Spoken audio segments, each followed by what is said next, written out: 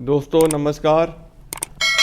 दोस्तों आपके अपने इस YouTube चैनल पे आप सभी का स्वागत, अभिनंदन, वेलकम। दोस्तों हमारे द्वारा जो भी वीडियोस अपलोड होती हैं आप सभी अपना प्यार अपना स्नेह उन वीडियोस को दे रहे हैं, तो उसका आपका तहे दिल से शुक्रिया। दोस्तों हमारे कई सज्जन जो हैं वो हमें हमारे द्वारा व्हाट्सअप नंबर पे भी मैसेज करते हैं, तो मैं उनसे यही गुजारिश करना चाहूँगा कि अगर आप प्रॉपर कंसल्टेशन लेके बात करें तो वो ज़्यादा आपके लिए भी सुविधापूर्ण है। दोस्तों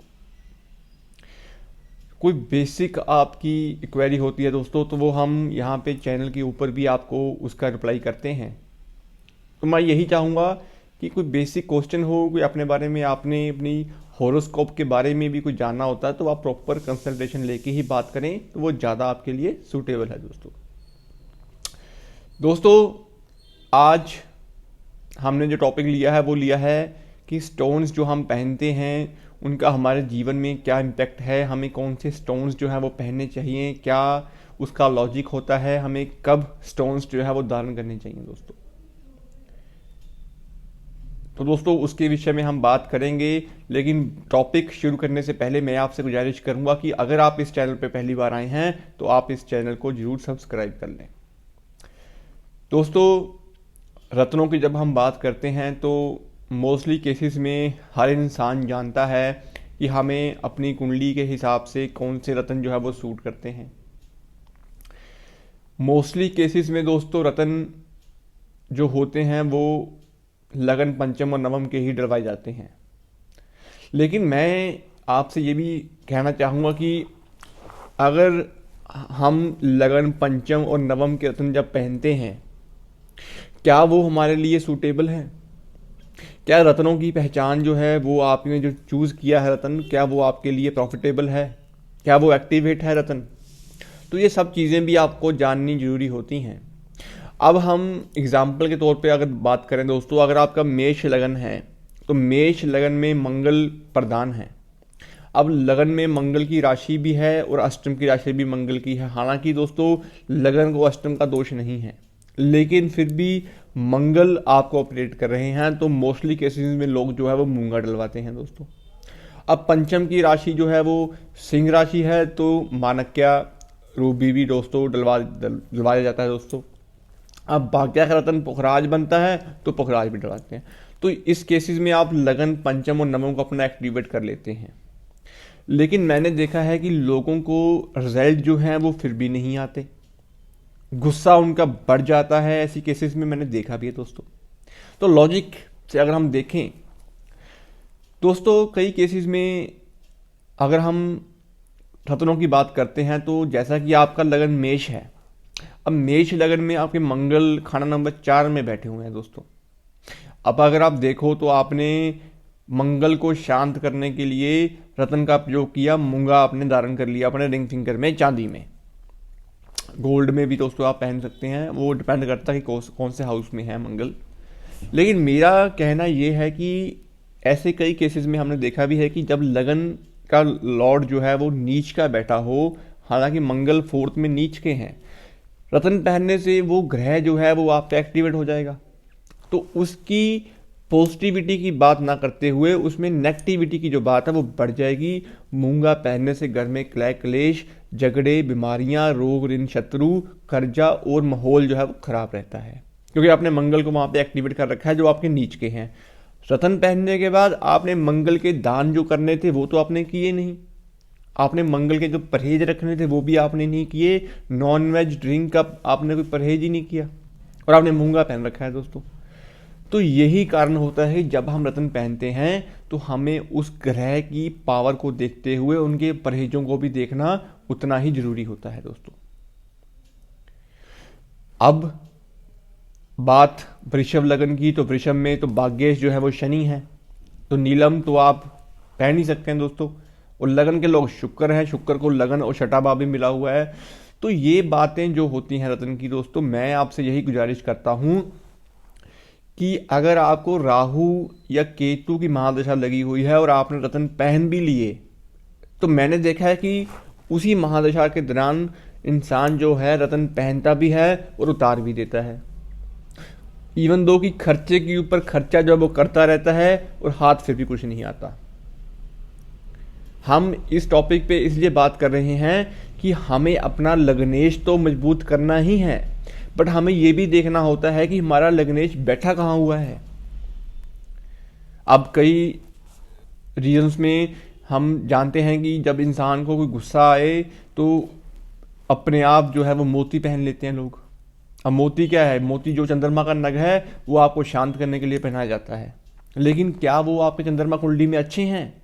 अगर कुंडली में चंद्रमा ही आपके छठे या राष्ट्र में बैठे हुए हैं और आपका लगन भी कर्क नहीं है, आप मकर लगन के स्वामी हैं, या फिर आप अपना वृषभ लगन के स्वामी हैं जहाँ पे चंद्रमा की पावर जो है वो नेगेटिव होती है, तो आपने मोती पहन लिया अपने गुस्से को देखते हुए, लेकिन कुंडली चंद्रमा आपके छठे अष्टम और 12वें में है, तो आपकी मनोस्थिति जो है वो डिप्रेशन तक पहुंच जाएगी। तो कोई भी नग जो होता है दोस्तों अपनी कुंडली के हिसाब से पहना जाता है।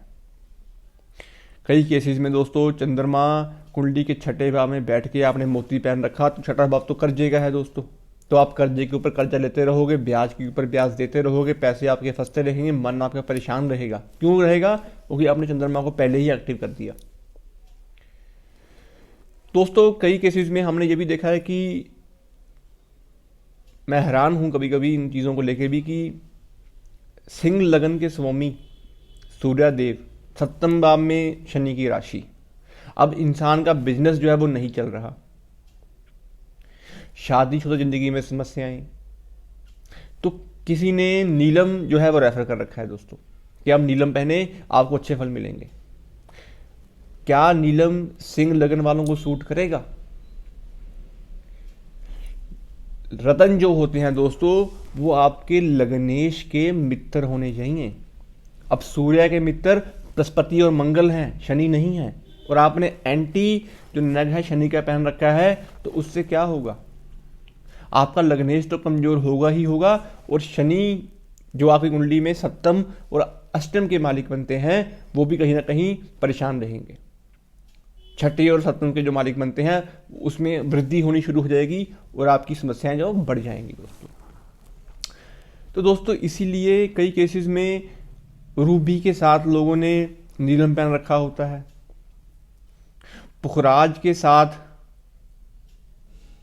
गुमेद पहन रखा होता है, गुरु चंडाल योग बना रखा होता है, पन्ने के साथ पुखराज पहन रखा होता है, पन्ने के साथ मूंगा पहन रखा होता है। तो ये चीज़ें आपको तभी गाइडेंस मिलेगी कि जब आप अपनी कुंडली के अकॉर्डिंग अपने ग्रहों को भी देख पाओगे कि आपकी कुंडली में ग्रह बैठे कहाँ हुए हैं। भाग्यश का नग दोस्तों हमेशा आप पहन सकते हैं अपने भाग्य को पावर देने के लिए, लेकिन क्या आपका वो ग्रह कुंडली में अच्छी स्थिति में बैठा हुआ है?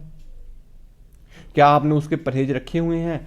आपने नीलम तो पहन लिया दोस्तों, लेकिन क्या नीलम पहनने के बाद आपने अपनी ड्रिंकिंग की हैबिट्स को छोड़ा? क्या नॉनवेज छोड़ा? जो शनि नेगेटिव की निशानी है, क्या आपने उन चीज़ों में परहेज रखा? तो फिर क्या होगा? शनि एक्टिव होंगे बुरे सेंस में तो गरीबी रेखा के नीचे आओगे आप, कष्ट आएंगे, आर्थिक कष्ट, मानसिक शारीरिक कष्ट बढ़ जाएंगे आपके। तो इन चीज़ों को भी आपको देखना जरूरी होता है। रतन जो होते हैं दोस्तों वो कॉम्बिनेशन में भी आप पहन सकते हैं, अपने लगन को भी पहचान सकते हैं, आपकी कुंडली में ग्रह बैठे कहाँ हुए हैं उनको देखते हुए ही आप रतन पहने, तो आपको अच्छे फल मिलेंगे। अगर आपकी महादशा भी उस ग्रह की चल रही है और आपने लगन उस ग्रह का नग भी पहन रखा है तो वो आपके लिए सूटेबल ही जाएगा। लेकिन अगर आपका ग्रह ही वो नीच का बैठा हुआ है, 6, 8, 12 में बैठा हुआ है और उस ग्रह को आपने पावर दे दी है तो वो आपके लिए नेगेटिव है। और कभी भी स्टोन्स जो होते हैं दोस्तों आपको कॉम्बिनेशन में तो आप डालें, लेकिन शत्रुता के स्टोन आपस में ना डालें। मीन्स रूबी के साथ आपने नीलम पहन रखा है तो इस चीज़ को भी आप ध्यान में जरूर रखें अपने। और कभी भी आपको गुस्सा आए, जब मन परेशान रहे, तो ऐसे मोती बिल्कुल ना पहने। अपनी कुंडली के हिसाब से चंद्रमा की पोजीशन को देखते हुए ही स्टोन को आप धारण करें, तो आपको अच्छे फल जो है वो मिल पाएंगे दोस्तों। तो दोस्तों ये एक छोटा सा टॉपिक था रत्नों के बारे में कि हमें स्टोन्स कब चूज़ करने चाहिए। मोस्टली केस में एक बात तो रह गई है कि कुंडली में एक कंडीशन होती है कि जब कुंडली में खाना नंबर 11 में राहु होते हैं तो इंसान को कभी भी नीलम का रत्न जो है वो नहीं पहनना चाहिए। ऐसा मैंने दोस्तों कुंडली में देखा भी था कि किस्मत के भाग्य के मालिक शनि देव थे, तो उन्होंने नीलम भी दोस्तों, उनके शनि भी सप्तम में उच्च के बैठे हुए थे, तो नीलम उन्होंने धारण किया, लेकिन उनकी कुंडली में राहु 11वें भाव में थे, तो जब से नीलम पहना वहां से व्यापार जो नीचे आना शुरू हो गया, लेबर के इशू आने शुरू हो गए, आर्थिक मानसिक श्री कष्ट बढ़ गए और शादी जिंदगी में समस्या आनी शुरू हो गई। तो ये कंडीशन को आपको देखना बड़ा जरूरी है कि अगर आपकी कुंडली में राहु खाना नंबर 11 में है तो आप नीलम बिल्कुल ना पहने दोस्तों। बाकी दोस्तों महादशा का मेन रोल होता है, गोचर ट्रांजिट का मेन रोल होता है, और कॉम्बिनेशन में आप स्टोन पहने तो आपको ज़्यादा सूटेबल फल दे सकते हैं। अपने लगन को मजबूत रखें, लगनेश को मजबूत रखें, उनके उपाय करते रहें, उनको मजबूती देते रहें, और कभी भी अपने लगनेश का दान मत करें। जो चीज़ आपको ऑपरेट कर रही है अगर आप उसके दान करना शुरू कर दोगे तो वो तो पहले नेगेटिव हो जाएगा दोस्तों, आप उसको अच्छा कर सकते हो। तो दोस्तों ये एक छोटा सा टॉपिक था कि हमें स्टोन्स जो हैं वो कब पहनने चाहिए, हमें कौन से स्टोन पहनने चाहिए, और क्या हम कॉम्बिनेशन में स्टोन्स पहन रहे हैं, तो उसके बाद ही आप अपनी लाइफ में जो है वो तरक्की देख सकते हैं दोस्तों। बाकी दोस्तों मेरा तो यही मानना है कि स्टोन्स एक टाइम पे आपको अच्छे फल तो देते हैं, लेकिन उसके लिए आपको परहेज जो है वो ज़्यादा जरूरी होते हैं दोस्तों। कुंडली के उपाय एज कम्पेयर टू स्टोन्स ज़्यादा बेनिफिशियल रहते हैं, क्योंकि आज के टाइम में स्टोन्स भी दोस्तों बड़े महंगे होते हैं, कुछ सस्ते स्टोन्स तो होते नहीं हैं। तो पैसा अपना उस हिसाब से ही यूज़ करें जिस हिसाब से आपको लगे कि आपको अच्छे फल मिल सकते हैं। तो एक छोटी सी वीडियो आप लोगों के लिए मैंने शेयर की है कि स्टोन्स कब पहने, क्यों पहने, और क्या हमें स्टोन्स जो हैं वो अच्छे फल दे पाएंगे अगर आपकी कुंडली में वो ग्रह अच्छे बैठे हुए हैं। तो दोस्तों उम्मीद करता हूँ आपको वीडियो अच्छी लगी होगी। अगर आपको वीडियो अच्छी लगी हो तो आप इस वीडियो को लाइक कर सकते हैं, शेयर कर सकते हैं, और मेरी गुजारिश आपसे ये भी है कि इस चैनल को सपोर्ट करिए, तो आने वाले दिनों में हम आप लोगों के लिए लाइव सेशन जो है वो शुरू कर पाएँ दोस्तों। तो दोस्तों बात आगामी दिनों में करेंगे राहु खाना नंबर 12 के बारे में भी। तो आज के लिए इतना ही, धन्यवाद दोस्तों।